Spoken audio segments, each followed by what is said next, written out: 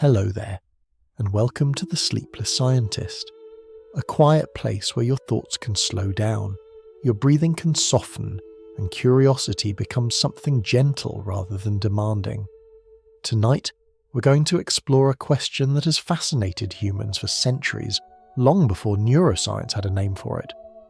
What if the brain could be reshaped again, not just in childhood, but later in life? What if learning didn't have to feel so heavy, so slow, so resistant to change?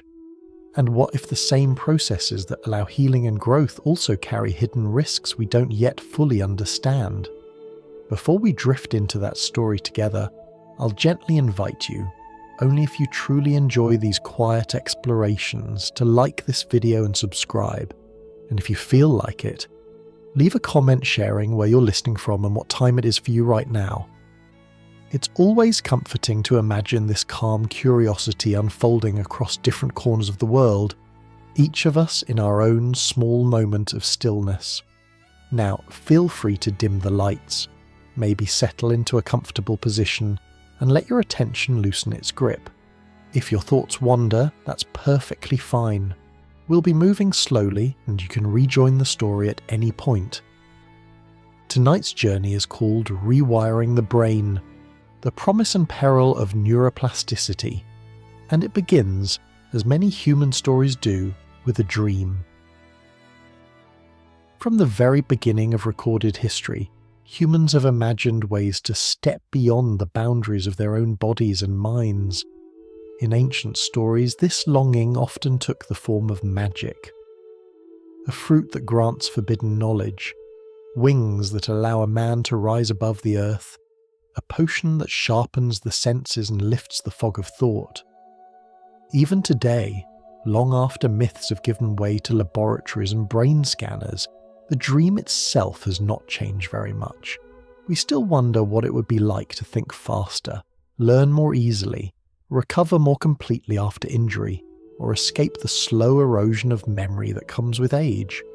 Modern culture gives this dream new costumes. Films imagine pills that unlock hidden mental powers. Headlines promise devices that can boost focus or rewire your brain in minutes. The language has changed, but the desire underneath remains deeply human. We want growth without struggle, improvement without loss, change without unintended consequences.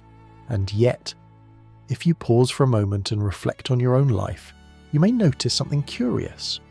The periods when learning felt effortless, when languages, movements, or skills seemed to sink in almost by themselves, were not evenly distributed across time.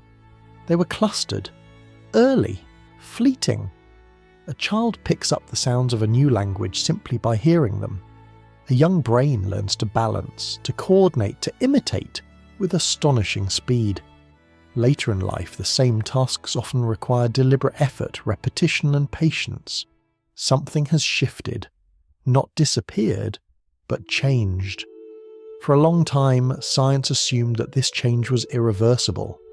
The brain, it was thought, hardened with age, like wet cement slowly turning to stone. Childhood was the time for shaping. Adulthood was the time for maintenance. But over the past few decades, that picture has quietly begun to soften. Researchers started to notice that adult brains were not as fixed as once believed. People could recover lost abilities after strokes. Musicians could still refine their skills. New habits, both good and bad, could carve lasting marks into the mind. The brain, it seemed, remained alive to experience. This capacity for change came to be known as neuroplasticity, not as a miracle cure and not as a guarantee of improvement, but as a basic property of living neural tissue. The brain changes when it is used. Pathways that are travelled often become easier to follow. Those that are ignored slowly fade. At the same time, scientists began to look more closely at those early windows of rapid learning. They discovered that childhood is not governed by one single moment of openness, but by many overlapping windows, each tuned to a different ability. Vision, hearing, language, movement, and social understanding, Each follow their own timelines. These windows are known as critical periods. During a critical period, the brain is especially sensitive to experience. It is not just learning, it is organizing itself. Like a city under construction, roads are laid down, traffic patterns are tested, and essential connections are reinforced. Once the city is built, changes are still possible, but they are slower, more constrained, and often more costly. The remarkable insight of modern neuroscience is this: these windows do not close by accident. The brain actively shuts them, installing layers of stability and protection. This stability allows memories to last, skills to remain reliable, and identity itself to feel continuous rather than constantly rewritten. And yet, if these windows were closed deliberately, a new question naturally follows. Could they be opened again? If so, could we help the brain relearn what it has lost? Could we restore movement after injury, relieve depression, or slow the decline of aging minds? And just as importantly, if we reopen these windows, what else might come through them? Because openness is not selective. A window that lets in light can also let in cold. A brain that becomes more flexible may also become more vulnerable. The same processes that allow growth can destabilize what was once secure. This is where the story of neuroplasticity becomes more than a tale of hope. It becomes a careful balancing act between possibility and restraint, between healing and overreach, between respecting the brain's wisdom and trying to outsmart it. As we continue, we'll move gently from these ancient dreams into the quiet, meticulous work of modern science. We'll explore how the brain learns to protect itself, how researchers attempt to guide change rather than force it, and why the future of brain rewiring may depend less on dramatic breakthroughs and more on patience, timing, and humility. For now, just let that central question rest with you, like a thought floating on the surface of water. What does it really mean to change the brain, and should we always try? When people first hear the word neuroplasticity, it often sounds almost magical. The brain reshaping itself, the mind reinventing its own limits. It's easy to imagine something dramatic, as if new abilities suddenly appear overnight, like rooms unfolding inside a house that was always there but never opened. But in reality, neuroplasticity is far quieter than that. It does not arrive with a spark or a sudden sense of transformation. Most of the time, it works slowly, patiently, and almost invisibly. At its simplest, neuroplasticity means this: the brain changes in response to experience, not metaphorically, physically. Every thought, every movement, every repeated action leaves a small trace. When certain patterns of activity happen again and again, the brain adjusts itself so those patterns become easier to repeat in the future. What feels like habit, skill, or instinct is often just a path that has been walked many times before. A helpful way to picture this is to imagine a landscape after rainfall. At first, water flows in many directions, but over time, the same routes are used again and again, and shallow streams slowly deepen into channels. The water has not chosen the path consciously. The land has simply responded to repeated pressure. The brain works in a similar way. When groups of nerve cells are active together repeatedly, their communication becomes more efficient. Signals travel more smoothly. Less effort is required. The path becomes familiar. This is why practice matters so much. Not because repetition is virtuous, but because repetition is how the brain decides what is important enough to preserve. And this is also why neuroplasticity is not automatically positive. The brain does not ask whether a pattern is healthy, wise, or beneficial in the long run. It only notices frequency and intensity. What happens often enough tends to stay. What is emotionally charged tends to carve deeper grooves. What is ignored gradually fades. This means that learning a musical instrument and learning a bad habit rely on the same basic machinery. Recovery after injury and the persistence of chronic pain both involve plastic changes. Anxiety, confidence, skill, fear, and comfort all leave their signatures in neural tissue. Neuroplasticity, then, is not a reward. It is not a guarantee. It is a capacity, a neutral one. This is where many popular explanations quietly mislead us. They suggest that if the brain can change, then change must always be an improvement. But plasticity is simply openness to influence. Without guidance, openness can just as easily reinforce the wrong thing. Think about how quickly certain habits form under stress, or how a single traumatic experience can reshape behaviour for years. These are not failures of the brain. They're examples of plasticity doing exactly what it evolved to do, adapting rapidly to perceived importance. So when scientists talk about enhancing plasticity, what they are really discussing is increasing the brain's responsiveness to experience, turning up the sensitivity, making the material more malleable. But malleable material does not shape itself. This brings us to a second important point. Neuroplasticity does not act on the entire brain all at once. It is local and specific. Different networks change at different rates, depending on what is being used. If you practice a particular movement, the networks involved in that movement become more refined. If you focus intensely on a certain type of thought, the circuits supporting that pattern strengthen. Plasticity follows attention and action, not intention alone. This is why simply wanting to change is rarely enough. Desire does not leave a strong neural trace. Repeated experience does. It also explains why adults can still learn complex skills, but often in a narrower way than children. When a child learns, many systems are still flexible at the same time. When an adult learns, change tends to be more focused, more task-specific, and more constrained by existing structure. That difference is not a flaw, it is a feature. A fully plastic adult brain would be unstable. Memories would not last. Skills would dissolve when not constantly reinforced. Personality itself would feel slippery, as if the self were being rewritten too easily. So the adult brain chooses reliability over speed. It learns, but it learns carefully.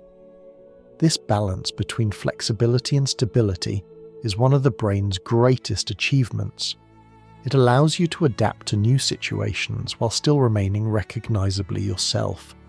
You can learn a new job without forgetting your language. You can change habits without losing your identity. Understanding neuroplasticity means appreciating this trade-off. Every gain in flexibility carries a potential cost in stability. Every opening invites both growth and disruption. This is why the idea of reopening early developmental learning states in adulthood is so powerful and so delicate. If plasticity were simply good, the solution would be obvious. Turn it up, learn faster, heal more completely, move on. But plasticity is more like fire than fuel. In the right place, it warms and transforms. In the wrong place, it consumes. As we move forward, we'll explore how the brain manages this balance through carefully timed windows of change. We'll see how early development takes advantage of high plasticity to build the system, and why the brain later installs mechanisms to quiet that flexibility down. And eventually we'll ask the most important question of all. If we now know how to make the adult brain more changeable again, do we also know how to protect it while we do? For now, let that idea settle gently. Neuroplasticity is not a promise, it is a condition, a state of openness, and like all openness, it requires care. As we continue settling into the idea of neuroplasticity, it helps to slow down and ask a quieter question. If the brain can change throughout life, why does learning feel so different at different ages? Why does a child absorb language almost effortlessly, while an adult may struggle for years with pronunciation? Why does early musical training shape the brain so deeply, while starting later often feels like pushing against invisible resistance? The answer lies in something neuroscientists call critical periods. A critical period is a window of time during development when the brain is especially sensitive to experience. During these windows, certain circuits are not just changeable, but eager to be shaped. Experience does not merely influence them, it defines them. A helpful image here is soft clay on a potter's wheel. When the clay is fresh and wet, a light touch can reshape it completely. As time passes, the clay firms up. It can still be altered, but it now resists sudden change. Push too hard and instead of shaping it, you crack it. The developing brain works much the same way. Critical periods are not one single phase. There are many overlapping windows, each tied to a specific function. Vision has its own timeline, hearing another. Language, movement, emotional regulation, social bonding, and even stress responses each follow their own schedules. Some open early, some stay open longer, some close gradually, almost politely, while others shut down more decisively. One of the clearest examples comes from vision. In early life, the brain expects balanced input from both eyes. If one eye is blocked, even temporarily, the brain does not simply wait. It reallocates resources. Circuits that would have processed input from the weaker eye are reassigned to the stronger one. If this imbalance is corrected early enough, vision can recover. If it persists past the critical window, the loss becomes permanent, even if the eye itself is later repaired. The brain has already moved on. This principle extends far beyond eyesight. Language learning offers another gentle illustration. Infants can hear and distinguish speech sounds from nearly every human language. As they grow, their brains begin tuning themselves to the sounds they hear most often. Other distinctions fade into the background. By adulthood, the brain has become exquisitely efficient at processing familiar sounds, but far less flexible when it comes to unfamiliar ones. The window did not close because learning became unimportant. It closed because specialization had begun. This leads us to an important realization. Critical periods exist not because the brain wants to limit us, but because it wants to stabilize us. Early in life, the brain's priority is construction. It needs flexibility to build sensory maps, motor plans, and social understanding. Later, its priority shifts toward reliability. It needs those systems to perform consistently in a complex, unpredictable world. Imagine living in a house where the walls rearrange themselves every time you walk through a doorway. That might be exciting for a day or two, but exhausting for a lifetime. Unchecked plasticity would make memory unstable. Skills would dissolve without constant reinforcement. Identity itself could feel fluid in unsettling ways. So the brain installs brakes. These brakes are not abstract. They are physical and chemical changes that reduce the ease with which circuits can be rewired. Support cells mature. Inhibitory signals become stronger. Structural scaffolding forms around connections, making them harder to alter. Plasticity does not disappear. It becomes regulated. This is why adult learning often feels slower but more deliberate. You're not starting from raw material. You're modifying a system that already works. The fascinating discovery of the last few decades is that these critical periods are not sealed shut forever. They are actively maintained. The brain is not passively losing flexibility with age. It is choosing stability, using specific biological mechanisms to keep certain doors closed.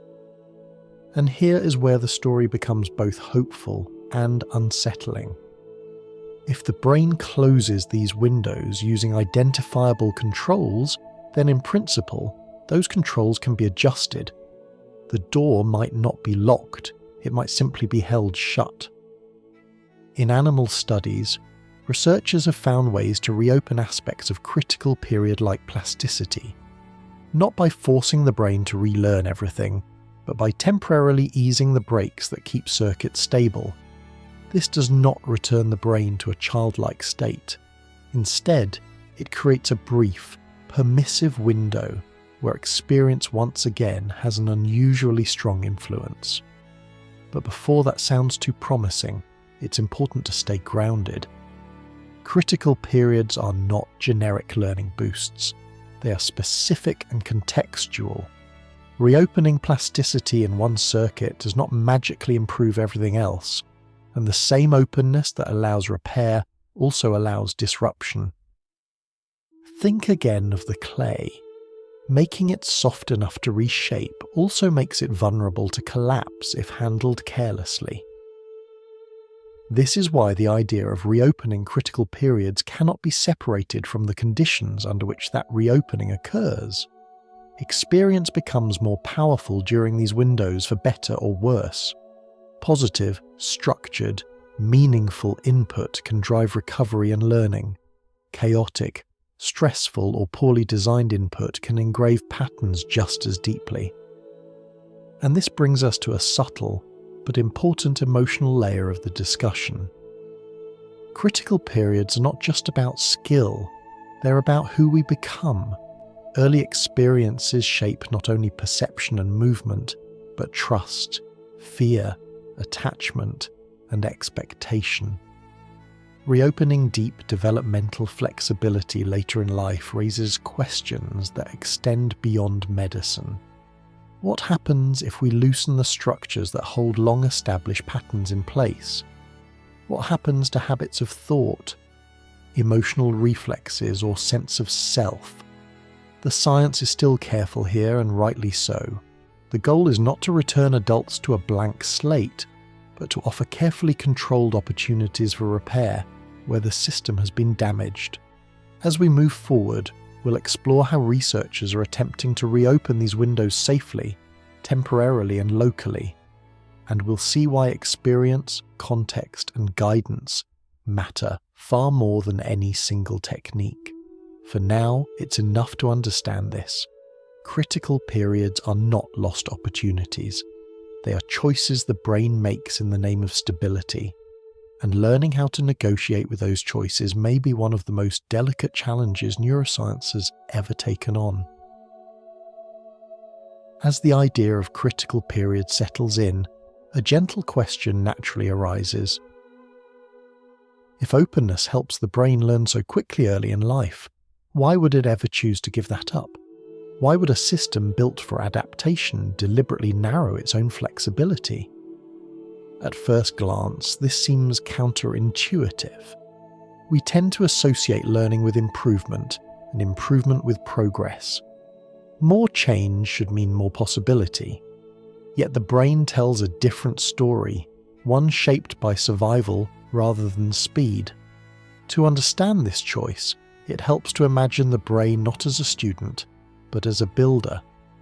In early life, the builder's task is enormous. Sensory maps must be laid down, motor coordination must be assembled from scratch, social signals must be interpreted and tested. During this phase, the structure is incomplete, and flexibility is essential. Walls can be moved, hallways can be rerouted. Rooms can be expanded or removed entirely, but there comes a point when a building must become usable. Imagine trying to live in a house that is constantly under renovation. Floors shift slightly each night. Doors change their position. The staircase works differently every morning. Even if the builders are talented, the experience would be exhausting. You would never quite know where you stand. A brain that remained fully plastic would face the same problem. Memories would be unreliable. Skills would dissolve unless constantly rehearsed. Emotional responses would fluctuate unpredictably. The sense of being a continuous person, with a past that informs the present, would be difficult to maintain. So the brain does something wise. It begins to prioritize stability. Critical periods close not because learning becomes unimportant, but because too much learning at the wrong time becomes dangerous. Unchecked flexibility can lead to instability, confusion, and vulnerability. From an evolutionary perspective, this makes sense. A young organism needs to learn quickly in order to survive. A mature organism needs to perform reliably in an environment that is already familiar. The risks are different. The goals change. Biologically, this shift is accomplished by a series of quiet adjustments. The brain strengthens inhibitory signals, which act like internal dampeners, preventing excessive rewiring. Support cells mature and wrap connections in protective layers, making them less easily altered. Structural frameworks form around circuits, reinforcing patterns that have proven useful. None of this happens abruptly. There is no single switch. It is more like a gradual tightening, a careful dialing down of sensitivity. Importantly, this process is active, not passive. The brain is not simply wearing out. It is making decisions at a cellular level, guided by experience and time. This helps explain something many people notice intuitively. Learning new things as an adult often feels slower, but also deeper. When a skill is acquired, it tends to stick. When a belief changes, it often does so with deliberation rather than impulse. The brain has traded speed for reliability. This trade-off also protects us from another subtle risk: being reshaped too easily by short-term circumstances. Imagine if a single stressful year could permanently rewrite your emotional patterns, or if a temporary environment could override decades of experience. Without mechanisms that stabilize learning, the brain would be at the mercy of whatever happened most recently or most intensely. Critical period closure acts as a buffer against that volatility. This is why it is misleading to describe the adult brain as less plastic without context. It is more accurate to say the adult brain is selectively plastic. It changes where change is useful and resists it where stability is more valuable. That resistance, however, is not absolute. Even in adulthood, the brain remains capable of adapting to new demands. People learn new professions, recover from injuries, and adjust to changing circumstances throughout life. What differs is the threshold. The brain now asks for stronger evidence before committing to change. It demands repetition, relevance, and often emotional engagement. This brings us to a crucial realization. The same mechanisms that protect the adult brain are the ones that make deliberate change more challenging. The brakes that preserve memory also slow relearning. The structures that stabilize identity can make transformation feel effortful. From a therapeutic standpoint, this is both a problem and an opportunity. If these stabilizing systems can be gently relaxed, even temporarily, it may be possible to help the brain reconfigure after damage. Lost movement could be relearned, maladaptive patterns could be softened, circuits stuck in rigid loops might regain flexibility. But here is the caution that underlies the entire field. Stability exists for a reason. Removing protective constraints does not simply restore youthful learning, it exposes the brain to risk. A window that allows repair also allows disruption. A system made more flexible must be guided carefully, or it may reorganize in unintended ways. This is why researchers do not speak of unlocking the brain, but of temporarily easing control. The goal is not freedom from structure, but a controlled loosening, enough to allow change without inviting chaos. In that sense, critical period closure is not a flaw to be overcome. It is a design feature to be negotiated with respect. As we move forward, we will see how scientists began to uncover the specific controls that regulate these windows, and how that knowledge opened the door to cautious experiments in reopening them. We will also see why behavior, environment, and timing matter far more than any single intervention. For now, it is enough to sit with this idea. The brain closes its windows not because it stops believing in growth, but because it has learned the value of staying whole. As we settle deeper into the story of critical periods, it becomes clear that the brain does not simply drift from flexibility to rigidity by accident. The closing of developmental windows is not the result of time wearing something down. It is the result of systems being put in place. These systems act like brakes, not to stop movement entirely, but to control speed, direction, and safety. To understand this, imagine driving down a long mountain road. Early on, the slope is gentle, and speed is not much of a concern. Later, as the road narrows and curves become sharper, brakes become essential. Without them, motion itself becomes dangerous. The adult brain lives on that narrower road. During development, learning needs to happen quickly. Sensory input floods in. Motor coordination is assembled through trial and error. Social cues are absorbed almost automatically. The system benefits from openness. It needs fewer restrictions. But as experience accumulates, the brain begins to recognize patterns that work. Circuits stabilize. Repeated solutions become trusted.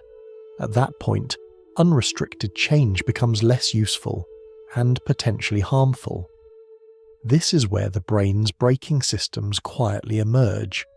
Rather than relying on a single mechanism, the brain uses multiple overlapping layers of control, each contributing to stability in its own way. Some slow down how easily connections can change. Others protect existing structures from disruption. Together, they form a kind of internal safety architecture. One way to picture this is to imagine a well-worn path through a forest. At first, it is easy to wander off in any direction. Over time, as the path proves reliable, subtle barriers form. Underbrush thickens at the edges. Fallen branches discourage shortcuts. Not because exploration is forbidden, but because staying on the path is safer. In the brain, similar principles apply. As circuits mature, support cells strengthen the insulation around communication lines, making signals more precise and less prone to interference. Inhibitory influences become more finely tuned, preventing runaway excitation that could destabilize networks. Structural frameworks develop around key connections, anchoring them in place. None of this shuts learning down completely. Instead, it raises the threshold for change. The brain begins to ask new questions before allowing itself to reorganize. Is this input consistent? Is it relevant? Is it worth altering a system that already works? This is why adult learning often requires sustained engagement. Short bursts of effort rarely leave lasting traces. Change must prove itself over time. These braking systems serve another crucial function. They protect memory. Memories are not static recordings. They are active patterns of connectivity that need stability to persist. Without mechanisms that preserve these patterns, new learning could easily overwrite old experience. The past would blur into the present. Imagine trying to write a novel on paper that never fully dries. Each new sentence smears the ones before it. The story would never settle. The adult brain avoids this by reinforcing what has already been written. This is also why identity feels continuous. Your preferences, values, and emotional responses are supported by networks that resist casual alteration. They change, but slowly, integrating new information without erasing what came before. From this perspective, plasticity and stability are not opposites. They are partners. One allows adaptation, the other preserves coherence. This balance is especially important when we consider stress and trauma. Highly stressful experiences can temporarily override the brain's braking systems. In moments of danger, flexibility increases. Learning accelerates. Associations form quickly. This is useful for survival, but it also explains why traumatic memories can be so deeply ingrained. Once the threat passes, the brain attempts to restore balance. Brakes re-engage, stability returns, but the traces left behind during that window of heightened plasticity may persist. Understanding this helps explain why reopening plasticity in adulthood must be approached carefully. Lowering the brain's defenses does not discriminate between helpful and harmful input. It simply increases sensitivity. This brings us to an important clarification. When scientists talk about removing brakes, they do not mean disabling safety systems entirely. The goal is not to strip the brain of its protections. It is to gently reduce resistance, often temporarily and locally, to allow specific forms of learning or repair. Think of loosening a tight knot rather than cutting the rope. In experimental settings, researchers have found ways to soften these stabilizing influences for limited periods. When paired with structured, meaningful experience, this can reopen opportunities for change that would otherwise remain inaccessible. But without guidance, the same openness could allow noise, stress, or maladaptive patterns to take hold. This is why modern neuroscience emphasizes context. Plasticity does not exist in isolation. It is shaped by environment, motivation, attention, and emotional state. The brain responds not just to what happens, but to what matters. A system made more flexible must be given something worth learning. As we continue, we'll explore how researchers began identifying the specific controls that regulate these braking systems, and how understanding them transformed the study of adult plasticity. We'll also see why behavior, what a person actually does during these windows, plays a far greater role than any tool applied from the outside. For now, it's enough to appreciate the elegance of the brain's design. The adult brain is not stubborn. It is careful. It does not resist change because it fears growth, but because it understands the cost of instability. Its brakes are not barriers to progress. They are guardians of continuity. And learning how to work with them rather than against them may be the key to unlocking the brain's most promising and most responsible forms of change. As the idea of the brain's braking system settles, it gently leads us toward a deeper question. If these mechanisms protect memory and learning, what else do they protect? The answer unfolds slowly, and it touches something very familiar. They protect the continuity of the self. Most of the time, we don't notice this continuity. We wake up feeling like the same person we were yesterday. Our preferences feel stable. Our emotional reactions make sense to us, even when they change. There is a quiet thread running through our experiences, tying past and present together. This thread is not an abstract idea. It is supported by patterns in the brain that resist constant rewriting. Memory is not stored like a photograph in an album. It lives in networks that are reactivated, reinforced, and gently adjusted over time. When you recall an experience, you're not pulling it from a shelf, you're briefly reassembling it. And when the brain's stabilizing systems are strong, that reassembly tends to stay faithful to the original shape. Without this stability, memory would blur. Imagine trying to recognize a melody if each time you heard it, a few notes quietly shifted. The tune would feel familiar but never quite right. Over time, the original song would be lost. The brain avoids this by protecting its established patterns. This is why long-term memories often feel resilient. Even when details fade, the core structure remains intact. The same principle applies to emotional learning. Early experiences shape how we interpret the world. What feels safe, what feels threatening, what draws our attention or pushes us away. These patterns form during periods of heightened plasticity and then become embedded. As adulthood unfolds, the brain treats these emotional templates with care. It allows them to evolve, but it does not easily discard them. This is why personal change often feels gradual. Deep habits of thought and feeling resist sudden alteration. From a biological perspective, this resistance is not stubbornness, it is conservation. The brain has learned that identity matters. A stable sense of self allows long-term planning, social trust, and coherent decision-making. If emotional responses were endlessly malleable, relationships would be unpredictable. Goals would shift without warning. Meaning itself would feel unstable. So the brain quietly guards the structures that support who we are. This helps explain why dramatic change, whether through trauma, illness, or intense intervention, can feel unsettling even when it is beneficial.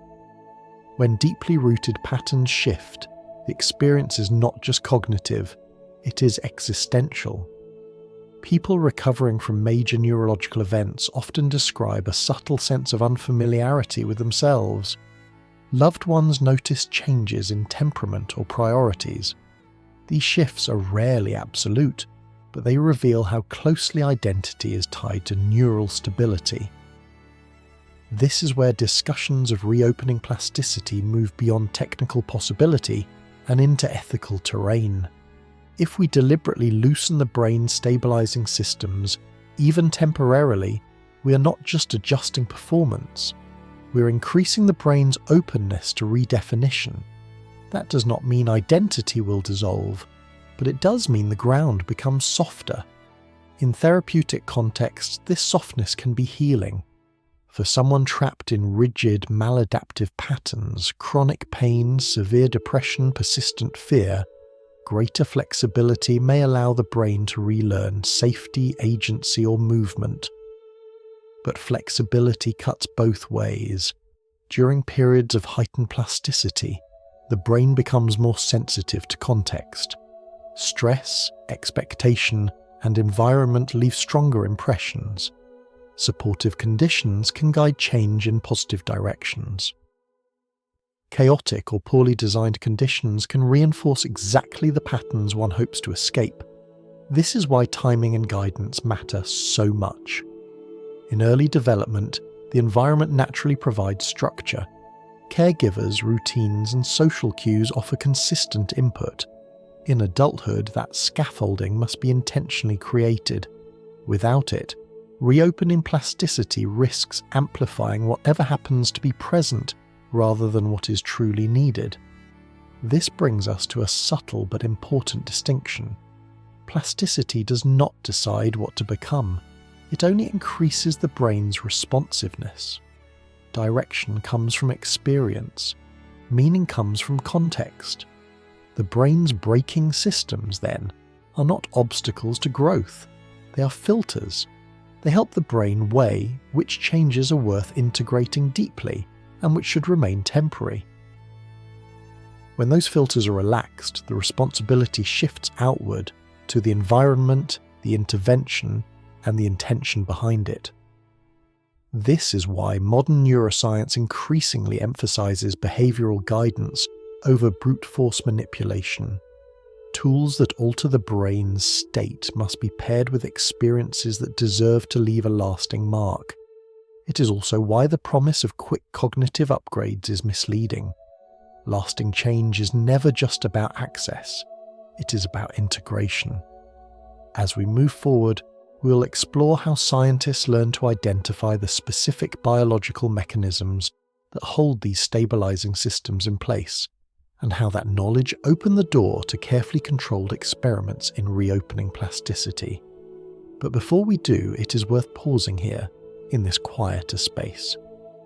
The brain's resistance to change is not a failure of imagination, it is an expression of care.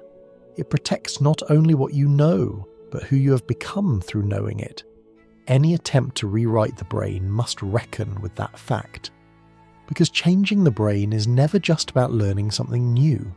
It is about deciding which parts of ourselves we are willing to let soften, even briefly, in the hope that something better can take shape.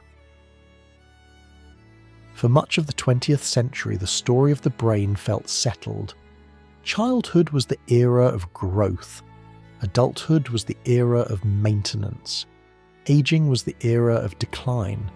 Learning followed a steep curve early on, then gradually levelled off, as if the brain itself were running out of options. This view was not careless. It was built on careful observation.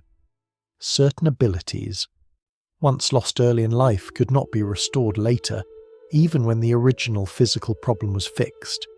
Other skills learned young seemed to leave permanent marks that adulthood could only refine, never recreate. For a long time, these observations led scientists to a simple conclusion. Critical periods close because the brain matures. End of story. But science has a habit of changing its mind when it looks closely enough. Over the last 20 years, a subtle shift began to take place. Researchers started asking a different kind of question. Instead of asking when critical periods end, they asked how they end. And that change in perspective made all the difference. What they found was surprising. The closing of critical periods did not look like a clock running out. It looked like a system being actively regulated. The brain was not losing flexibility, it was applying control. In experiments with animals, scientists noticed that when certain stabilizing influences were gently reduced, circuits that had long been considered fixed suddenly showed signs of renewed change. Visual pathways could adapt again, sensory maps could reorganize, learning rates increased, but only under specific conditions. These effects were not global. The entire brain did not revert to a childlike state. Instead, particular networks became temporarily more responsive to experience, as if a dimmer switch had been turned slightly upward. This was the first clue that adult plasticity was not gone. It was gated. As research progressed, a clearer picture emerged. The brain uses identifiable biological systems to limit change once development is complete. These systems are not passive byproducts of aging. They are actively maintained throughout adulthood. When those systems are left intact, plasticity remains modest and focused. When they are relaxed, even briefly, learning can accelerate. This insight marked a turning point. It suggested that critical periods were not simply historical phases locked in the past. They were states the brain could, under certain circumstances, re-enter, carefully, temporarily, locally. This did not mean the brain could be reset. It meant that the brain's rules for change were more flexible than previously assumed. Another important realization followed close behind. When researchers reopened plasticity in adult brains, the results depended almost entirely on experience. Increased flexibility alone did very little. But when heightened plasticity was paired with structured input, learning became more efficient. This pairing revealed something fundamental. Plasticity is permissive, not directive. It does not tell the brain what to become. It simply allows experience to leave a deeper imprint. This is why some early experiments produced dramatic improvements, while others showed only modest effects. The difference was not the technique itself, but the quality and relevance of the experience that followed. In some cases, enriched environments, spaces filled with movement, exploration, social interaction and challenge, produced changes that no isolated intervention could achieve. The brain responded not to a single signal but to a pattern of engagement. This led to a quiet reframing of the field. Instead of searching for a switch that could turn learning back on, scientists began thinking in terms of conditions. What combination of openness, guidance, and timing allows the brain to change in useful ways? This reframing also brought caution. Opening plasticity without purpose was not just ineffective, it could be destabilizing. Circuits that became more flexible were also more sensitive to stress and noise. Without supportive structure, changes could drift in unhelpful directions. The brain, it seemed, was offering a clear message.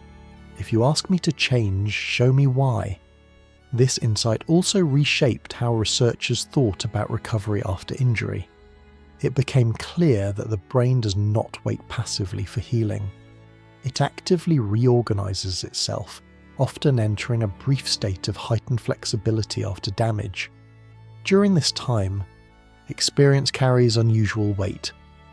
Early rehabilitation can guide reorganization toward recovery. Delay can allow maladaptive patterns to settle in. What mattered most was not forcing the brain to change, but meeting it at the right moment, when it was already open.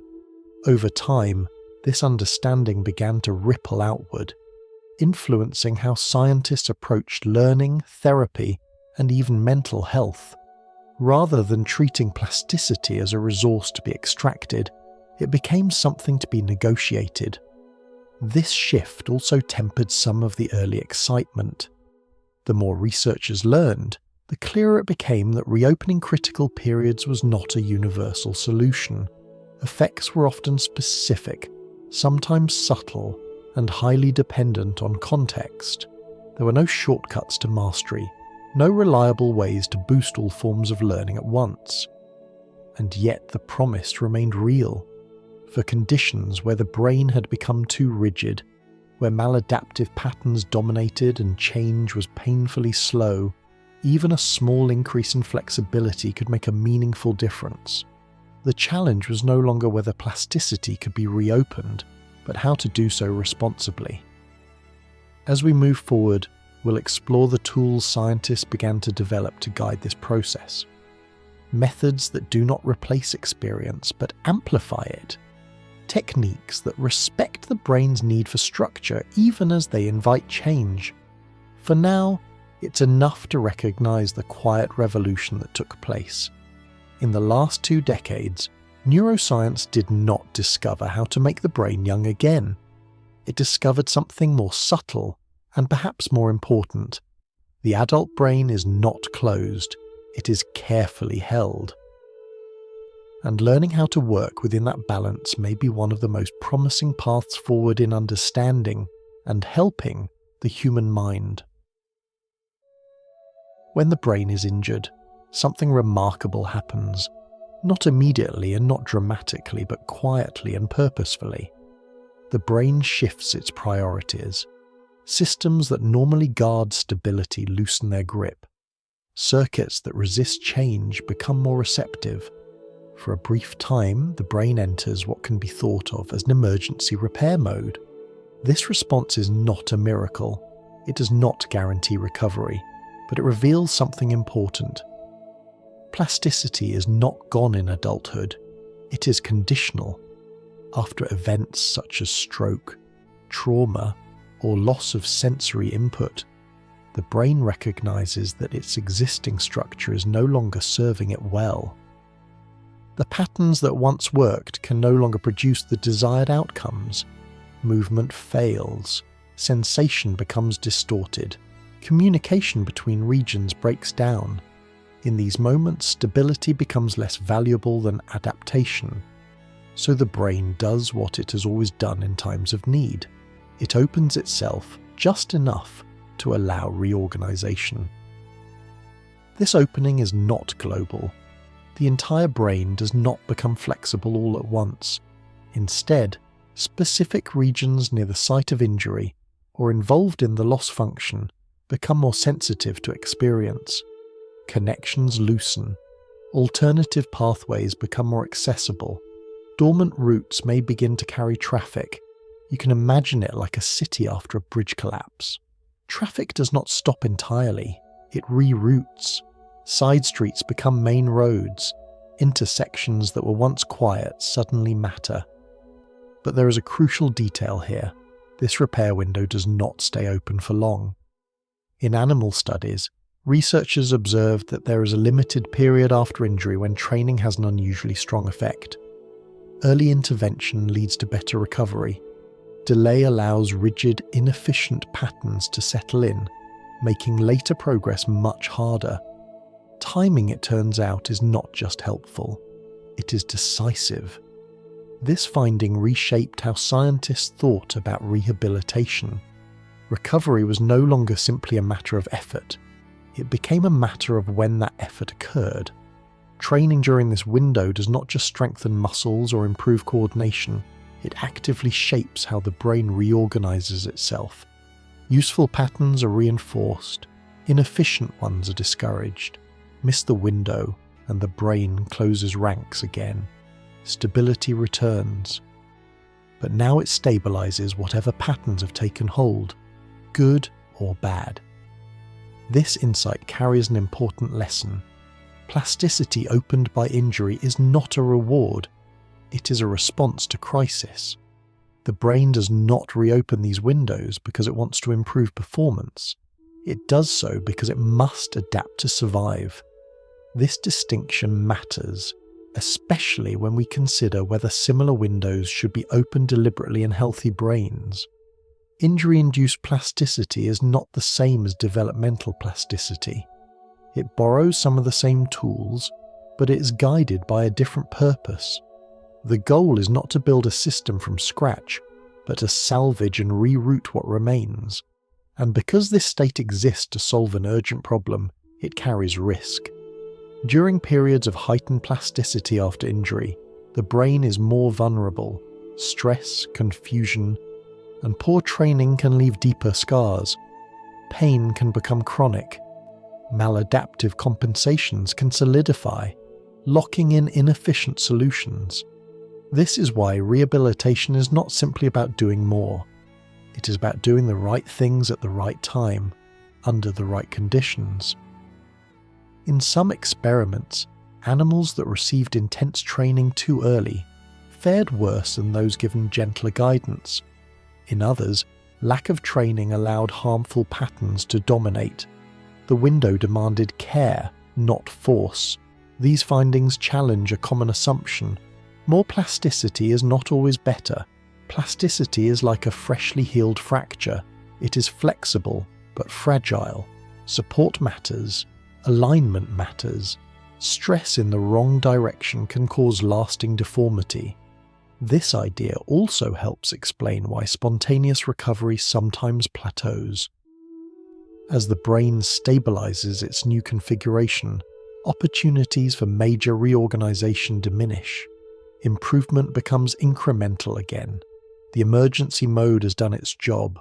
Understanding this has influenced how scientists think about reopening plasticity intentionally. If injury can create a temporary learning window, perhaps similar windows can be created without damage, by mimicking the brain's internal signals for change. But this raises a sobering question. If the brain interprets increased plasticity as a sign of crisis, what message are we sending when we open those windows artificially? The goal, of course, is not to trick the brain into thinking it is injured. It is to create safe, controlled conditions that allow targeted flexibility without triggering unnecessary stress responses. This is why modern approaches focus so heavily on pairing openness with guidance. Plasticity without direction is just sensitivity. Direction without plasticity is frustration. Both are needed, and they must arrive together. In clinical settings, this has led to a growing emphasis on early structured rehabilitation, gentle repetition, meaningful tasks, emotional engagement, not overwhelming the system, but inviting it to reorganize. It has also led to humility. The brain is not a passive object waiting to be fixed. It is an active participant, responding to signals of relevance and necessity. When injury tells the brain that the old way no longer works, it listens. When that signal fades, it protects what it has rebuilt. As we continue, we will explore how researchers have tried to harness this insight using immersive training, stimulation, and carefully chosen interventions to reopen plasticity without harm. But before we go there, it is worth sitting quietly with this idea. Some of the brain's greatest capacity for change emerges not from ambition, but from necessity. Not from enhancement, but from repair. and learning how to honour that difference may be one of the most important steps in guiding plasticity wisely. When people hear the word immersion, their minds often jump to technology, headsets, simulations, virtual worlds that surround the senses and shut out everything else. While these tools can be part of immersive learning, they are not the heart of it. Immersion is not about equipment. It is about how fully the brain is invited into an experience. To understand this, imagine the difference between watching someone swim and being in the water yourself. From the outside, you can observe technique, rhythm, and motion. But inside the water, your body learns things that observation alone cannot teach. Balance becomes personal, resistance becomes felt, movement becomes feedback. Immersive training works the same way. It places the learner inside the task, where thinking, movement, and emotion are woven together rather than treated as separate layers. In the brain, this matters deeply. Learning is not strongest when information is delivered cleanly and efficiently. It is strongest when the brain is engaged on multiple levels at once, when attention is focused, when effort is required, when feedback arrives quickly, when success and failure both feel meaningful. Immersion creates these conditions naturally. Consider a child learning to ride a bicycle. No one explains balance in detail. The child learns by falling, adjusting, trying again. Muscles, senses, and emotions collaborate. Fear sharpens attention. Joy reinforces success. Over time, balance stops being a problem to solve and becomes a state to inhabit. This is immersive learning in its simplest form. Modern neuroscience has begun to recognize that immersion affects the brain in two powerful ways at the same time. The first is biological sensitivity. When an experience is immersive, the brain increases its readiness to change. Signals that mark importance, novelty, challenge, reward, and social relevance become stronger. This does not force learning to happen, but it makes learning easier to initiate. Circuits become more responsive. Adjustments happen more readily. You can think of this as turning up the brain's gain slightly, not enough to overwhelm it, but enough to make patterns stand out more clearly against the background. The second effect is time. Immersion keeps people engaged longer. This may sound trivial, but it is not. Many learning failures have little to do with ability and everything to do with exposure. Short, fragmented practice rarely leaves a lasting trace. Immersive experiences draw people in, extending time on task without feeling like effort. When both effects occur together, greater sensitivity and longer engagement, the impact compounds. The brain is not just more open to change, it is also given enough time for that change to stabilize. This pairing is essential. Increasing sensitivity without sufficient practice leads to fleeting gains. Increasing practice without sensitivity leads to frustration. Immersion aligns both. This helps explain why certain forms of training succeed where others fail.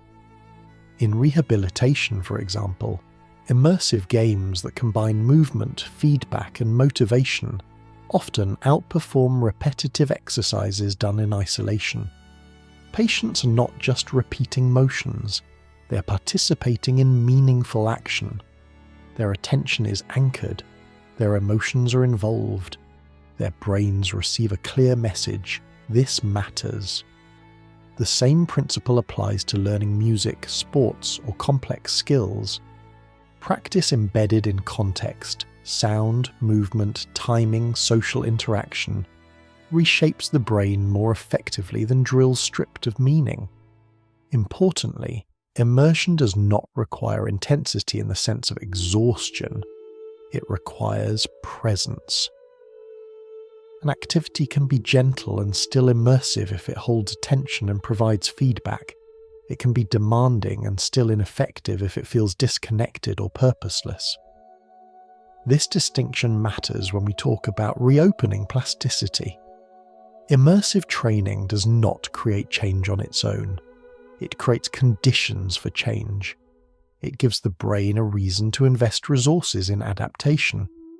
There's also a subtle but important social dimension. Studies of early language learning show that live interaction matters far more than passive exposure. Children exposed to a language through real conversation retain sensitivity to its sounds. Children exposed only through recordings do not. The difference is not information, it is engagement. Social interaction carries emotional weight. It recruits attention systems. It signals relevance. The brain treats it differently. Immersion, in this sense, is deeply human. It arises from shared focus, meaningful goals, and responsive environments. Technology can support it, but cannot replace it.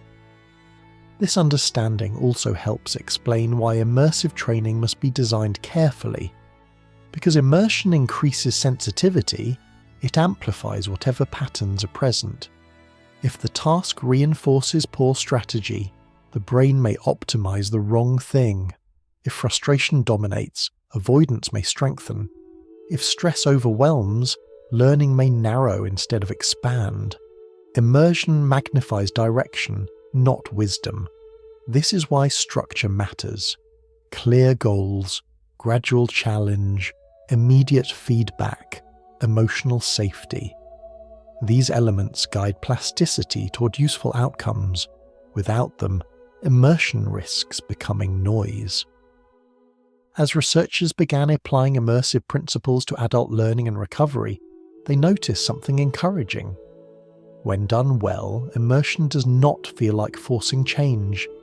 It feels like allowing the brain to remember how to learn. Not quickly, not effortlessly, but meaningfully. In this way, immersive training respects the adult brain's need for stability, while gently inviting flexibility. It does not demand that the brain abandon its protections. It offers a context where change is worth the risk. As we move forward, we will see why immersion alone is not always enough.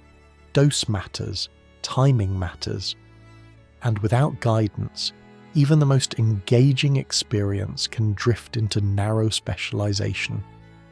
But for now, it is enough to recognize this core insight. The brain learns best when it is not merely instructed, but involved. When learning is not something that happens to the brain, but something the brain lives through. After understanding immersion, it becomes easier to see why another factor matters just as much. Dose. In everyday language, dose simply means how much and how often. In learning, it refers to the amount of meaningful experience the brain receives over time. The adult brain does not change because of a single insight. It changes because of repeated exposure that arrives often enough, long enough, and with enough relevance to justify rewiring itself. A useful comparison here is physical fitness. No one expects their muscles to strengthen after lifting a weight once.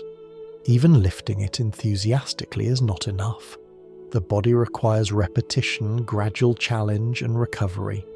Strength emerges not from intensity alone, but from consistent stress applied over time. The brain follows a similar logic. Neural circuits do not reorganize in response to effortful moments. They reorganize in response to patterns. When experience arrives in short, scattered bursts, the brain interprets it as noise. When experience arrives steadily, with clear structure, the brain interprets it as a signal worth keeping. This is why brief training programs often disappoint. They generate excitement, sometimes even short-term improvement, but fail to produce lasting change. The brain simply does not receive enough evidence that a new pattern should replace an old one. Dose matters because stability is expensive to give up. Every change requires the brain to loosen existing connections and invest resources in new ones. This is not done lightly. The brain waits to see whether the effort is justified. Intensity, however, is not the same as excess. There is a common misconception that pushing harder always leads to faster learning.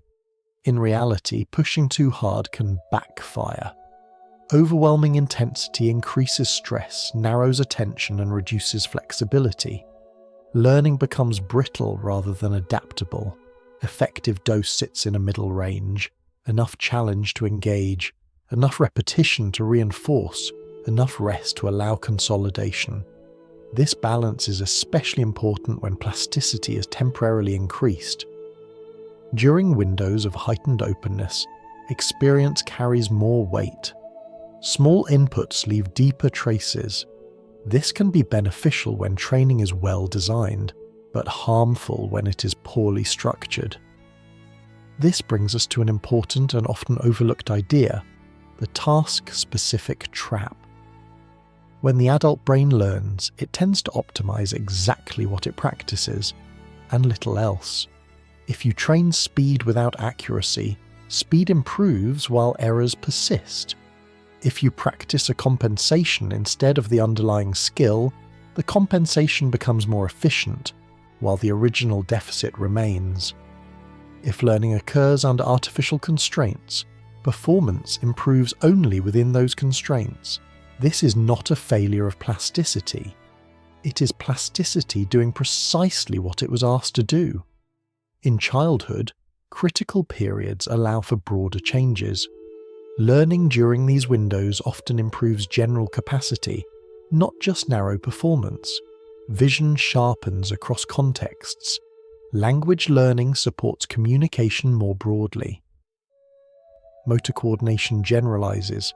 In adulthood, plasticity becomes more targeted.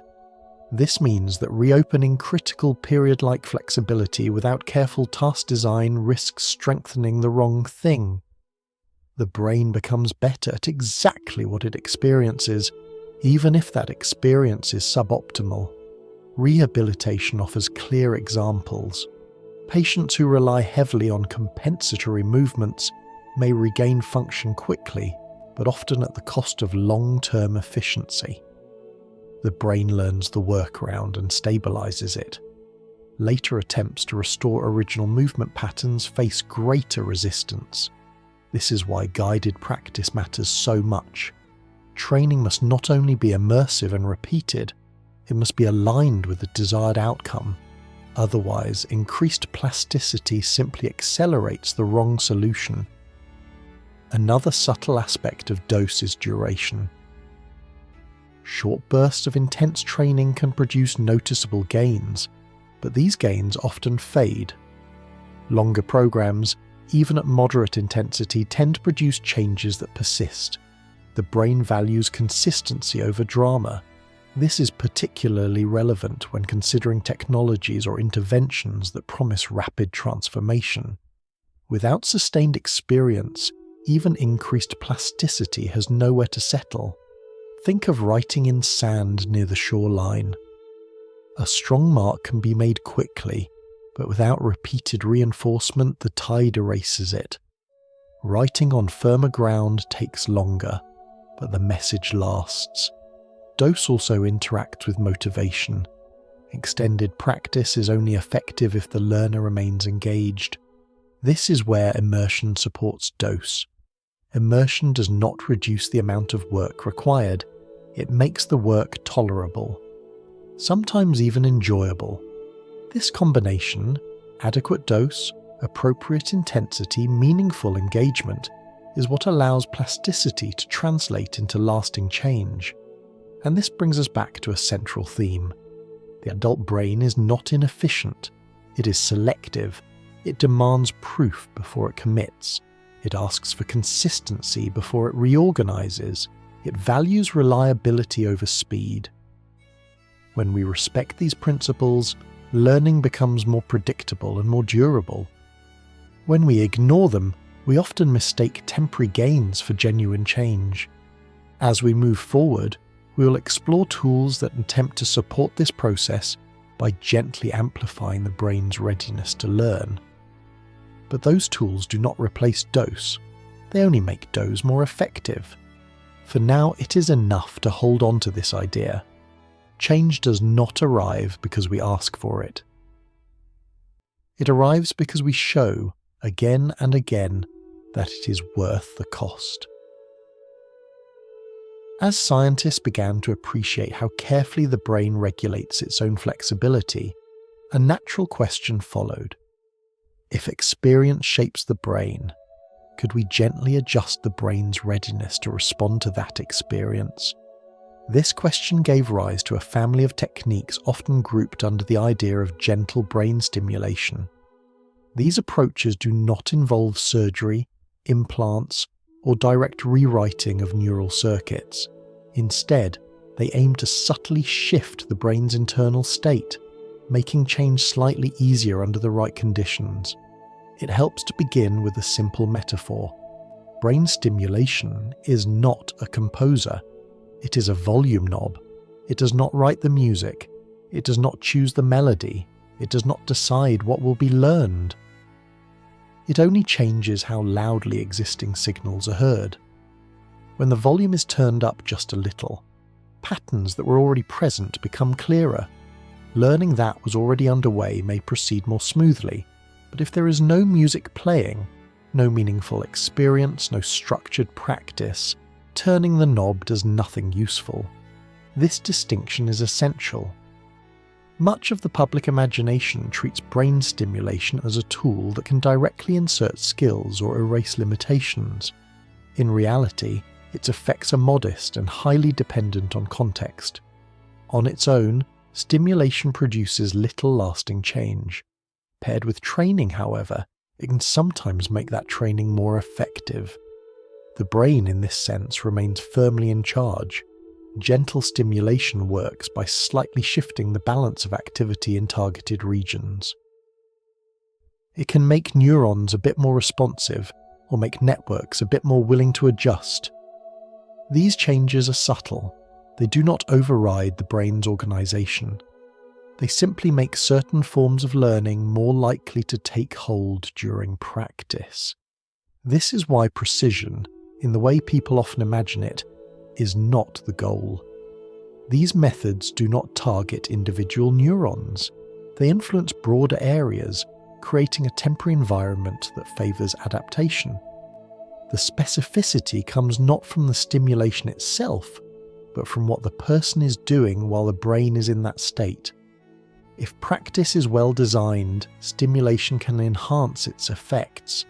If practice is poorly designed, stimulation can enhance the wrong patterns just as easily. This is another reason why the volume knob metaphor matters. Increasing volume amplifies everything that passes through the system, not just what we hope to hear. In clinical settings, this has led to careful pairing of stimulation with behavioural therapy.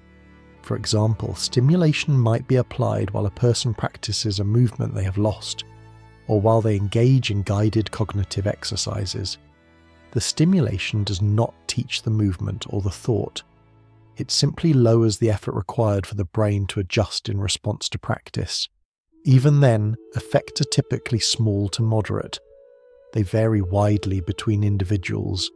Some people respond well, others notice little difference, and without continued practice, gains often fade. This variability is not a flaw. It reflects the brain's complexity. Each brain arrives with its own history, its own patterns of use, its own balance of stability and flexibility. A gentle nudge may help one system reorganize while leaving another largely unchanged. Importantly, this also explains why exaggerated claims are misleading. No form of non-invasive stimulation reliably enhances learning in healthy individuals across domains. There is no universal boost to intelligence, creativity, or memory. When improvements are seen, they tend to be task-specific and context-dependent. This is exactly what we would expect from a tool that amplifies learning rather than directs it. There is also a safety dimension worth mentioning, quietly and without alarm. Because these methods are non-invasive and relatively low in intensity, they are generally considered safe when used responsibly. But safe does not mean neutral. Any technique that alters the brain's readiness to change must be used thoughtfully. Applying stimulation without meaningful guidance risks increasing noise rather than signal. Applying it too often or without clear goals risks fatigue rather than improvement, and applying it in isolation without behaviour to anchor it risks disappointment. The brain is not waiting to be tuned, it is waiting to be engaged. This insight has helped steer research away from the idea of stimulation as a standalone solution and toward its role as a supporting actor. The most promising results emerge not when stimulation is treated as a shortcut, but when it's layered carefully on top of structured experience. In this sense, stimulation respects the same principles we have already encountered. Dose matters, context matters, timing matters. It also reinforces a broader theme. There are no tools that can bypass learning. There are only tools that can make learning slightly more efficient under the right circumstances. This may feel underwhelming at first, especially in a culture accustomed to dramatic breakthroughs. But there is something reassuring here. The brain remains resistant to being hacked. Its protections are strong enough that no external signal can easily overwrite them. Any meaningful change still requires participation, effort, and time. The brain listens most closely to what we repeatedly do, not to what is done to it. As we move forward, we'll explore another class of interventions that raise similar hopes and similar cautions, chemical tools that appear to open gates to plasticity, but still rely on experience to determine what passes through. For now, it is enough to hold on to this gentle truth. Brain stimulation does not replace learning, it leans into it, and when used with humility and care, it can sometimes help the brain hear its own efforts more clearly, without ever forgetting who is composing the song. When conversations about brain change turn toward medication, imagination often runs far ahead of evidence. Popular stories suggest a simple idea: swallow something, and the mind unlocks hidden potential. Focus sharpens instantly, learning accelerates, old limits dissolve. It is an appealing vision, and it is also deeply misleading. In reality, drugs that influence plasticity do not grant abilities. They do not upload knowledge. They do not bypass effort. What they do, at most, is open a gate, briefly and imperfectly, through which experience may pass more easily. A useful comparison comes from gardening. Imagine soil that has grown compacted over time. Water still reaches the roots, but slowly. A gardener might loosen the soil, allowing moisture and nutrients to move more freely. But loosening the soil does not decide what will grow. Seeds, sunlight, care, and time still matter. Medications that affect plasticity work in much the same way. Some compounds appear to soften the brain's stabilizing systems for a short period. During this time, learning-related changes can occur more readily. But without meaningful experience, nothing lasting takes shape. The gate may be open, but if nothing walks through it, the landscape remains unchanged. This distinction is crucial, because it explains both the promise and the disappointment that often follow early findings. In carefully controlled studies, certain medications have been shown to increase the brain's responsiveness to training. When paired with structured practice, some people learn specific skills more effectively. In isolation, however, the same medications produce little benefit. The drug does not carry the lesson, the experience does. This is why comparisons to fictional substances that instantly enhance intelligence miss the mark. Those stories imagine chemistry doing the work that biology insists must be earned through interaction with the world. The adult brain is not passively waiting for permission to change, it is actively deciding when change is worthwhile.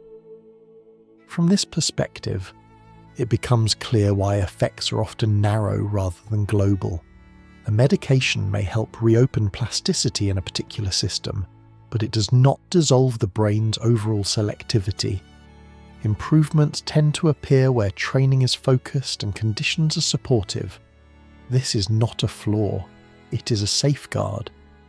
If drugs could indiscriminately increase plasticity everywhere, the risks would be profound. Memory could become unstable. Emotional responses could shift unpredictably. The coherence of thought could suffer. Instead, what researchers observe is something more restrained. The brain resists broad rewriting. It allows small guided adjustments when the environment makes a compelling case. This resistance has surprised many early enthusiasts. Some studies that initially seemed promising produced only modest results when replicated. Others showed improvement in narrow domains, but not the sweeping transformations that headlines implied. Over time, a pattern emerged. The adult brain is harder to rewrite than we wish. And that, paradoxically, is good news. It suggests that the brain's protections remain largely intact, even when chemical gates are nudged open. The system bends, but it does not collapse. Another important point is that timing matters here as much as dosage. Medications that influence plasticity often have short windows of effect. During that time, experience carries extra weight. Outside of that window, the brain returns to its usual balance. This makes coordination essential. Practice must align with openness. Otherwise, the opportunity passes unused. This requirement reinforces a recurring theme. There are no chemical shortcuts to learning. There are only chemical opportunities that must be met with action. This is why most responsible research frames medication as an adjunct, not a replacement. Drugs are used to support therapy, not to substitute for it. They are layered onto behavioral interventions, not stacked in isolation. This layered approach also reflects an ethical awareness. If we imagine medication as a door that swings open effortlessly, we invite misuse. We risk treating the brain as a system to be optimized rather than a life to be lived. By contrast, seeing medication as a temporary gate encourages humility.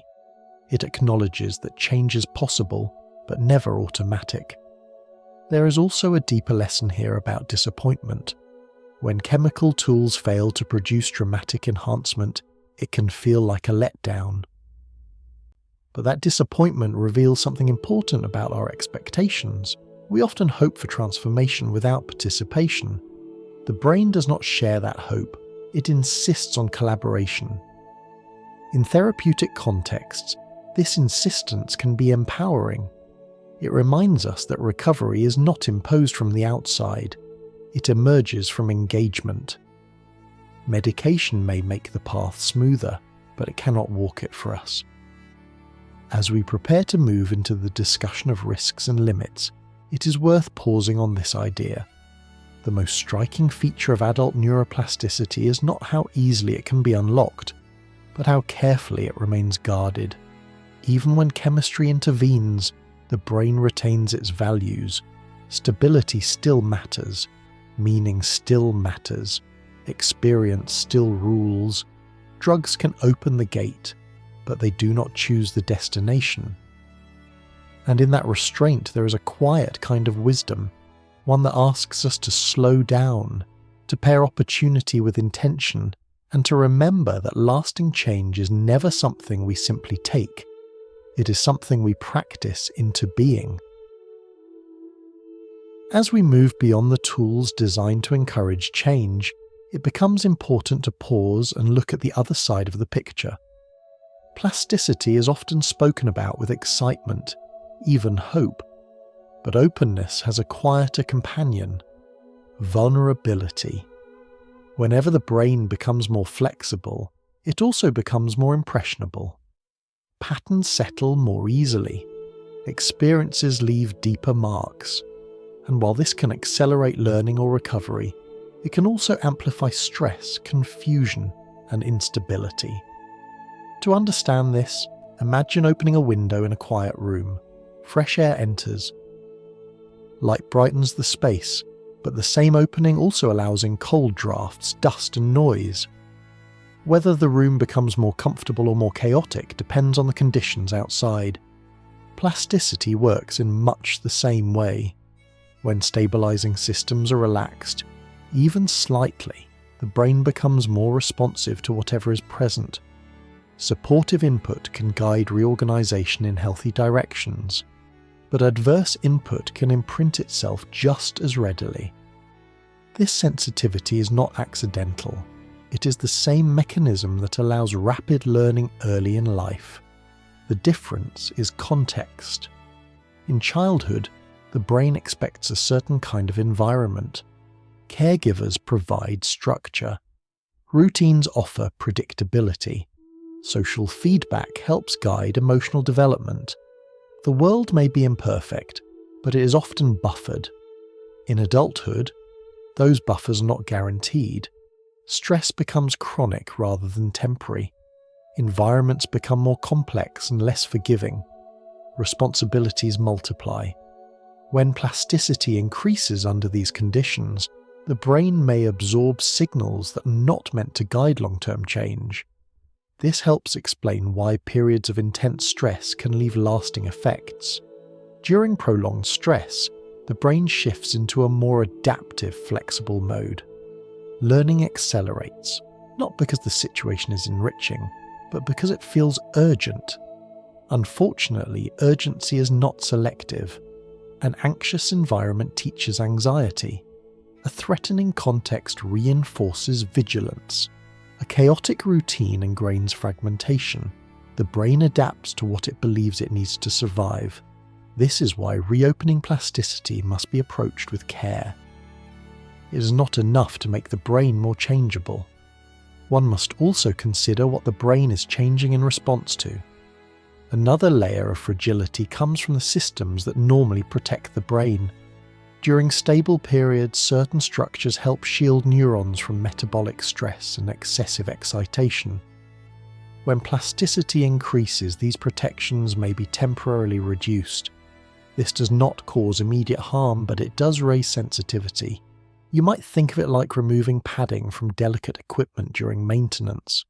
The machine becomes easier to adjust, but also easier to damage if mishandled. This does not mean that plasticity is dangerous by default.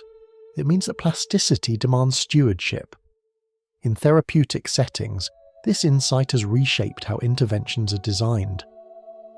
Increasing flexibility without providing emotional safety, clear goals, and supportive context can undermine recovery rather than support it. For example, in rehabilitation, frustration during practice can reinforce avoidance instead of progress. In mental health, poorly timed exposure to distressing material can deepen fear rather than relieve it. Plasticity amplifies learning, but learning does not always mean improvement. This realization has also tempered enthusiasm around consumer technologies. Devices or programs that promise to unlock the brain often ignore the environmental side of the equation. They focus on opening windows, but say little about what flows through them. The brain, however, pays close attention. It registers tone. It registers expectation. It registers whether an experience feels safe, meaningful, or overwhelming. These factors shape outcomes as much as any intervention. There is another dimension of fragility worth mentioning, one that unfolds slowly over time. Periods of heightened plasticity are metabolically demanding.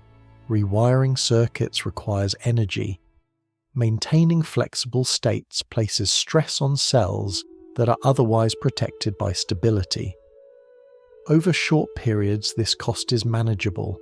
Over long periods, it may not be. This is why the brain does not remain perpetually plastic. Openness is expensive. Stability is efficient. The brain has evolved to use plasticity sparingly, deploying it when necessary and withdrawing it when possible. Attempts to keep the brain in a constantly flexible state may conflict with this balance. Once again, the lesson is not fear, but respect. Plasticity is not a permanent upgrade. It is a temporary state, best used with intention and care. As we prepare to move toward the long-term risks associated with sustained openness, It helps to hold on to this image. Plasticity is like fresh snow. It captures footprints clearly. It reveals paths, but it also erases old tracks and exposes the ground beneath. Whether it becomes a record of meaningful movement or a mess of scattered impressions depends entirely on how the space is used. In the next part of our journey, we will explore how this fragility connects to patterns of aging and degeneration, and why the brain's most flexible regions are often the ones that require the most protection later in life. For now, let this idea rest gently. Openness is powerful, but it is never neutral. As we think about plasticity as a window of fragility, another pattern begins to emerge, one that unfolds not over days or weeks, but over decades. Across many neurological conditions, researchers have noticed something subtle but consistent. The brain regions most involved in learning, adaptation, and ongoing change are often the ones that struggle the most as we age. This observation is not meant to alarm, it is meant to illuminate a trade-off. Flexibility leaves a trace. In the developing brain, critical periods allow rapid construction. Circuits form, refine, and stabilize. Once that work is done, many of those systems settle into relative quiet. They remain functional, but no longer demand constant rebuilding. Other regions never fully settle. Areas involved in memory, emotion, and complex association continue to adapt throughout life. They update experiences, integrate new information, and revise internal models of the world. This ongoing adaptability is one of the brain's greatest strengths. It is also metabolically costly. Every adjustment requires energy. Every rewiring event involves molecular processes that place stress on cells. Over time, this cost accumulates. Think of a well-used path through a forest. Frequent footsteps keep it open and navigable, but the ground erodes. Roots become exposed. The very activity that makes the path useful also wears it down. In the brain, long-term plasticity can have a similar effect. Regions that remain open to change are more exposed to wear. They are more sensitive to disruptions in energy supply. They are more affected by inflammation, metabolic imbalance, and accumulated stress. This does not mean plasticity causes degeneration. It means that being adaptable carries a price. Importantly, this pattern helps explain why neurodegenerative diseases often affect systems involved in memory, navigation, and higher cognition. These are not weak systems, they are hard-working ones. Their vulnerability reflects how much they are asked to do. This perspective shifts the conversation away from fear and toward understanding. Degeneration is not simply failure. It is the long shadow cast by decades of adaptation. From this view, the existence of critical periods takes on new meaning. Critical periods are not only about learning efficiently, they're about limiting exposure. By concentrating intense plasticity into defined windows, the brain builds core systems early and then protects them through stability. What remains flexible later in life does so because it must. Memory must update, emotion must recalibrate, social understanding must evolve. These systems cannot freeze without losing relevance, but the brain balances this necessity with restraint. It allows flexibility where it is essential and stability where it is protective. Attempts to globally reopen plasticity risk disrupting this balance. This is why researchers approach the idea of reopening critical periods with caution. The goal is not to return the adult brain to a childlike state indefinitely. It is to temporarily borrow flexibility where repair or recovery demands it, and then allow stability to return. In this context, the long-term risks of plasticity are not arguments against change. They are reminders of proportion. Every benefit has a cost, and the brain, shaped by evolution, is deeply aware of this equation. There is also a psychological dimension to this long shadow. Regions that integrate memory and emotion help anchor identity. They carry continuity. When these systems become unstable, the sense of self can feel disrupted. This is one reason neurodegenerative conditions affect not just cognition, but personhood. Again, this is not because plasticity is harmful, but because the systems that keep us adaptable are the same ones that keep us human. Understanding this invites a gentler attitude toward both enhancement and decline. It encourages us to ask not only what is possible, but what is sustainable. In the rush to unlock potential, it is easy to overlook endurance. The brain is not optimized for endless upgrading. It is optimized for survival across a lifetime. This insight also reframes the idea of improvement. Sometimes, preserving function is as valuable as expanding it. Sometimes protecting stability matters more than pursuing change. And sometimes, the wisest intervention is knowing when to stop. As we move forward, the story shifts from biology to culture, from neurons to narratives, from what science can do to what society hopes it will do. The next step in our journey will examine why the brain resists being treated like a machine, and why technological metaphors often fail to capture the cost of tinkering with living systems. For now, let this thought settle. The brain's flexibility is not infinite. It is precious because it is limited. And in learning to work with it, rather than against it, we may find not only better science, but deeper respect for the lives our brains carry. As conversations about neuroplasticity spread beyond laboratories and clinics, they often borrow a familiar language.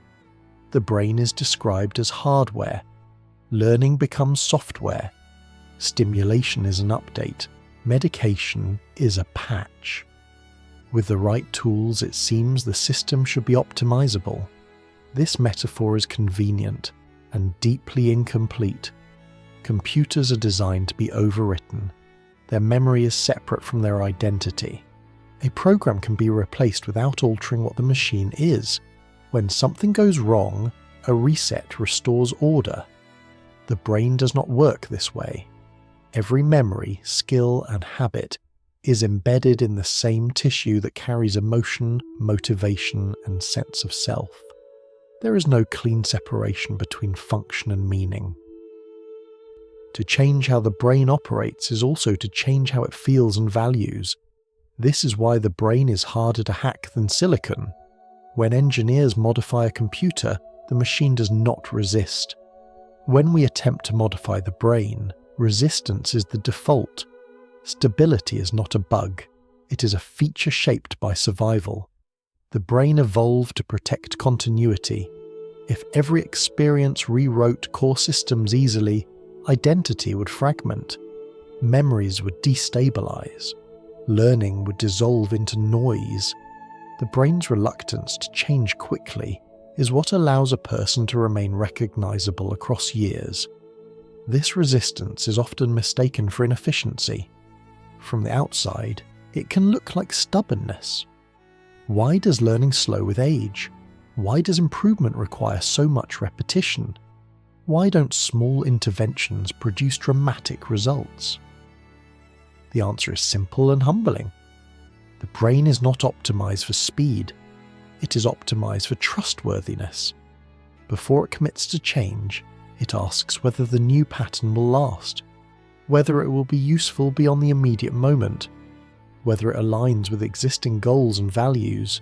Technology, by contrast, assumes compliance. This mismatch fuels much of the hype surrounding consumer neurotechnology. Devices are marketed as if the brain were waiting to be tuned, upgraded, or unlocked. Small effects observed in narrow clinical contexts are generalized into sweeping promises. The result is disappointment. Studies that show modest benefits under controlled conditions are reinterpreted as evidence of broad enhancement. Replication often reveals smaller effects. variability between individuals is ignored, context is stripped away. What remains is a story that feels exciting but lacks grounding. This is not to say that technology has no role, it does, but its role is supportive, not directive. Tools can assist learning, they cannot command it. Another reason the brain resists hacking lies in its distributed nature. In a computer, functions are modular. In the brain, they are interwoven. Adjusting one system often affects others. Enhancing attention may increase anxiety. Improving focus may reduce flexibility. Strengthening memory may intensify emotional recall. These trade-offs are not errors. They reflect how tightly integrated brain systems are. Attempts to optimize one dimension in isolation often encounter unexpected consequences. This is why biological systems are cautious. They favor balance over maximization. Consumer hype tends to overlook this complexity. It frames enhancement as additive rather than redistributive. Gains are promised without acknowledging costs. Improvement is portrayed as linear rather than negotiated. The brain knows better. It adjusts through compromise. This is why the most compelling uses of neuroplasticity focus on therapy rather than enhancement. In clinical contexts, the trade-offs are clearer. Restoring lost function justifies risk. Improving quality of life provides a meaningful target. In healthy individuals, the equation changes. The cost of altering stable systems becomes harder to justify. Small gains may not outweigh subtle disruptions. What looks like improvement in one domain may quietly erode another. This does not make exploration unethical, it makes it delicate. There is also a social dimension to hype that deserves attention. When enhancement is marketed broadly, it creates pressure. People begin to feel that remaining unchanged is a failure. Normal variation becomes deficiency. Rest becomes underperformance. This mindset is not neutral. It shapes how people relate to their own minds. A culture obsessed with optimization risks losing appreciation for sufficiency. The brain, however, continues to resist. Its protections slow adoption. Its variability frustrates standardization. Its need for context undermines one-size-fits-all solutions. In this resistance, there is wisdom. It reminds us that learning is not a transaction. It is a relationship, one that unfolds over time, shaped by meaning, motivation, and lived experience. As we approach the final sessions, the focus shifts from what science can technically achieve to what it should carefully consider. From mechanisms to identity, from possibility to responsibility. For now, let this thought settle gently. The brain is not a machine waiting for upgrades. It is a living history, cautious about rewriting itself, and that caution may be one of its greatest strengths. Up to this point, we have spoken about plasticity in terms of learning, recovery, and risk. But beneath all of these lies, a quieter, more personal question. Who are you once your brain has learned what it has learned? Much of what feels stable about identity, preferences, values, emotional patterns, even the way attention settles, emerged during periods of heightened plasticity earlier in life. These were times when the brain was especially open to shaping, when experiences left long-lasting impressions. Language did not simply give you words, it shaped how thought unfolds. Early relationships did not only provide comfort or conflict, they shaped expectations of trust and closeness. The environments you grew up in did more than teach skills, they tuned what felt normal, safe, or meaningful. These influences were not chosen consciously. They arrived during windows when the brain was learning what kind of world it was in, and how to belong within it. This is why reopening plasticity raises questions that are not purely technical. If we loosen the systems that once stabilized these patterns, Even temporarily, what might shift along with skill or function? The concern is not dramatic personality change. The brain does not erase itself so easily. But identity is not a single switch. It is a balance of tendencies, priorities, and emotional weights. Subtle shifts can matter. Imagine returning to a familiar house after years away, only to find that the lighting has changed. The walls are the same, the furniture is still there, but the atmosphere feels different. The same space now invites different moods. Reopening deep plasticity may work like this. Values are not removed, but their emphasis can change. Emotional responses may soften or intensify. Certain associations may weaken, allowing others to come forward. This possibility is neither good nor bad on its own. In therapeutic contexts, it can be deeply positive. People stuck in rigid, harmful patterns may find relief when those patterns loosen. Traumatic responses may lose their grip. New narratives can take root.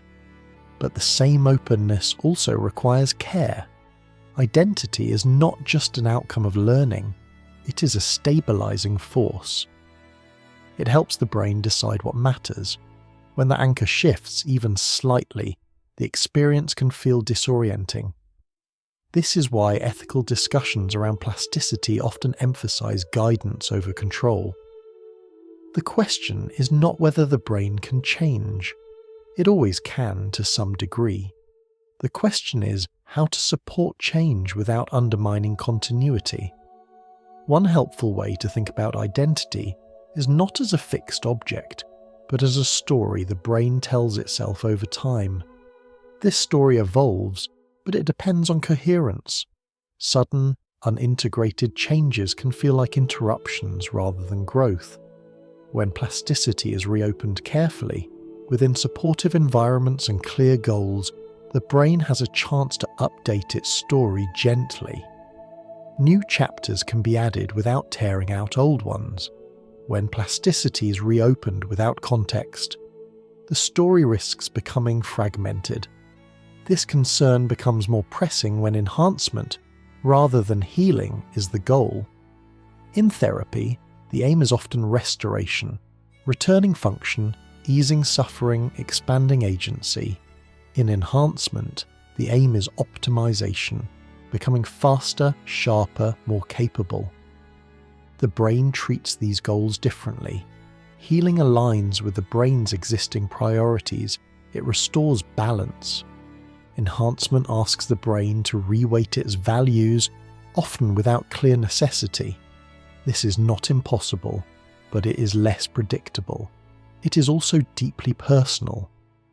Two people may undergo the same intervention and experience very different internal shifts. One may feel liberated, another may feel unsettled. There is no universal outcome because identity is not standardized. This variability is another reason why the brain resists aggressive manipulation. It cannot be safely treated as a neutral platform. It carries history. These questions do not lead to simple answers, and they should not.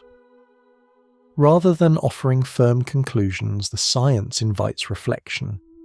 How much change is helpful? When does improvement become intrusion? Who decides what counts as better? In a culture eager for progress, it is tempting to rush past these questions. But the brain itself does not rush. It evaluates slowly, integrating experience over time. This slowness is not weakness, it is protection. As we approach the final session, the conversation widens one last time. We move from concern to perspective, from what could go wrong to how a more careful future might unfold. For now, let this thought rest gently. The brain can revisit its past, but it does not forget why it became what it is. And in honouring that history, we may find a quieter, wiser way forward. As we come to the end of this long exploration, it may feel tempting to ask a simple question. So, what comes next? After all we have seen, The promise of reopening learning windows, the tools that nudge the brain toward change, the risks that accompany openness, and the deep ties between plasticity and identity, the answer is not a dramatic leap forward. It is something quieter. The most likely future of neuroplasticity is not one of constant enhancement, but of measured partnership between behaviour and biology. Across research and clinical practice, a clear pattern is already emerging. The most reliable results come not from leading with technology, but from leading with experience, carefully designed behaviour first, technology second, and only when necessary. This order matters. Behaviour carries meaning. It tells the brain what matters, what is safe, what is worth remembering. Without that signal, no tool, however advanced, has direction. With it, even small interventions can have lasting impact. In the coming years, this approach is likely to deepen rather than disappear. Instead of asking how to keep the brain permanently flexible, researchers are asking how to open and close plasticity at the right times, how to borrow adaptability briefly, then allow stability to return, how to respect the brain's need for rest after change. This rhythm, open, guide, consolidate, is already familiar to the brain. It mirrors development, it mirrors recovery, and it mirrors learning at its healthiest. In practical terms, this means future interventions will likely look less like upgrades and more like carefully timed invitations. A patient recovering from injury may receive immersive training first, designed to re-engage lost functions. If progress stalls, gentle stimulation might be added, not to replace effort, but to support it. Medication, if used at all, would be layered carefully for short windows, always paired with guidance. When the window closes, the intervention stops, not because change has failed, but because change has done its work. This approach stands in quiet contrast to the idea of continuous optimization. It treats plasticity not as a state to maintain, but as a resource to be used sparingly. Over the next 5 to 10 years, personalization will likely play a growing role. Not personalization as a marketing slogan, but as an acknowledgement of variability. Brains differ, histories differ, goals differ. What helps one person may unsettle another. This reality pushes science away from universal solutions and toward tailored ones. It also slows progress in the way headlines prefer, but it improves progress in the way lives require. Ethical oversight will likely become more central, not as an obstacle, but as a form of guidance. Questions of identity, vulnerability, and long-term impact cannot be resolved by data alone. They require conversation, humility, and restraint. In this future, success may look less like dramatic transformation and more like quiet restoration. Less about becoming someone new, more about becoming able to live well as who you already are. This vision may feel underwhelming to those hoping for rapid breakthroughs, but it aligns closely with what the brain itself seems to prefer. The brain does not rush, it integrates, it tests, it waits for consistency before committing. Its pace is slow not because it is inefficient, but because it is careful with what it preserves. In many ways, the brain has been teaching this lesson all along. Change is possible, but it is not free. Flexibility is powerful, but it is not neutral. And progress is real, but it is not a race. As listeners, as learners, and as participants in this unfolding story, we are not separate from these principles. Our own lives reflect them. Growth comes in seasons. Rest follows effort. Stability gives meaning to change. In a world that often celebrates speed and disruption, the science of neuroplasticity offers a counterpoint. It suggests that the most enduring transformations are the ones we approach gently. Before we part, it may be worth holding on to one final image. Imagine the brain not as a machine to be tuned, but as a landscape shaped by weather and footsteps over time. Storms can alter it, careful paths can guide it. But forcing the terrain rarely works. Respecting it does. The future of neuroplasticity at its best honours this landscape. It works with the brain's rhythms rather than against them. It opens doors when needed and closes them when it is time to rest. And perhaps most importantly, it remembers this: the brain does not need to be rushed. It needs to be respected.